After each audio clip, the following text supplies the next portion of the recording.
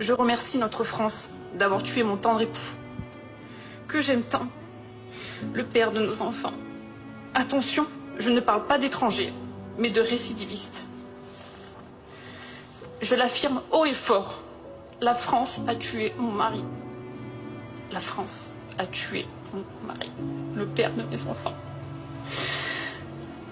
La France a tué mon mari par son insuffisance, son laxisme et son excès de tolérance. La France a tué mon mari.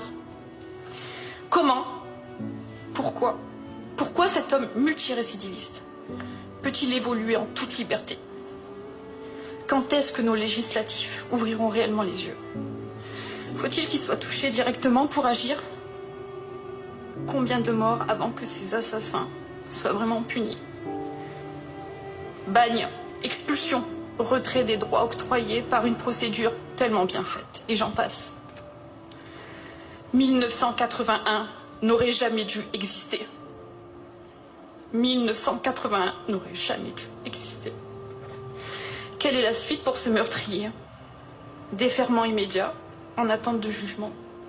3 repas chauds par jour, aide sociale dans les geôles, là où les retraités qui ont cotisé toute leur vie de leurs travailleurs doivent potentiellement retravailler pour avoir 3 repas chauds par jour. Puis réduction de la peine pour bonne conduite, liberté. Il recommence. Et nous alors? Plus de fils pour mes beaux-parents, qui est aussi un retraité de la gendarmerie. Plus de frères, parce qu'il a une sœur qui l'aimait et qu'elle aime aussi. Plus de papa, plus de mari, mais nous par contre on a pris à perpétuité.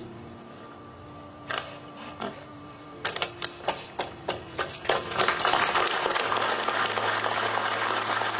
Écoutez, entre Rima Hassan et Charlotte Dornelas, le choix est vite fait. Je vous invite à écouter cette brillante journaliste que nous adorons tous et qui généralement intervient de manière très pertinente sur CNews.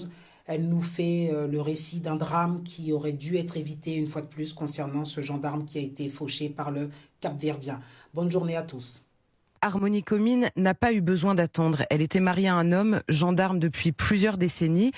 Elle l'avait sans doute entendu parler du problème de la récidive, de cette procédure ubuesque qu'elle évoque, de cette dégradation des conditions dans lesquelles exercent ceux qui nous protègent.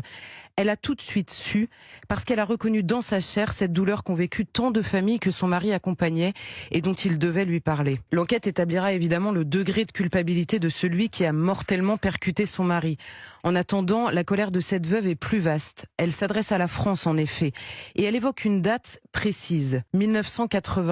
L'élection de François Mitterrand, l'abolition de la peine de mort certes, mais surtout un grand virage dans la conception de la justice. C'est l'arrivée au pouvoir de dirigeants qui ont commencé à excuser et victimiser ceux que nous avions l'habitude de punir. Et c'est sans doute ce qui concerne beaucoup plus celui qui a percuté son mari. Cette veuve accuse la France de trop de laxisme, trop de tolérance et en creux, trop peu de considération pour ses enfants innocents engagée à son service. Elle se fait finalement la porte-parole d'une gendarmerie muette par devoir, de forces de l'ordre inaudibles par lassitude et plus largement de victimes ignorées par douleur, gêne ou aveuglement. La France qu'elle accuse, ce sont ses dirigeants et tous ceux qui les ont soutenus. Il en faut du courage pour aller à la tribune devant les frères d'armes de son mari, les larmes aux yeux et 2 orphelins au cœur.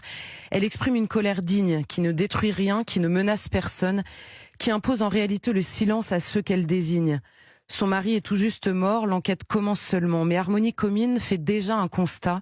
L'homme qui a tué est un multirécidiviste. Elle interroge donc le politique. Elle réclame des comptes sur des décisions qui, à force de s'accumuler, laissent dans la nature des délinquants chevronnés que son mari et ses collègues n'en peuvent plus d'interpeller. D'habitude, d'autres le font pour les familles des victimes et parfois même sans ces dernières. Une partie de la classe politique a beau jeu, dès lors, de les accuser de récupération pour mieux les réduire au silence. Cette fois-ci, cette veuve s'exprime sans intermédiaire et sans attendre. Elle sait déjà tout. Qui oserait lui reprocher? Silence en effet.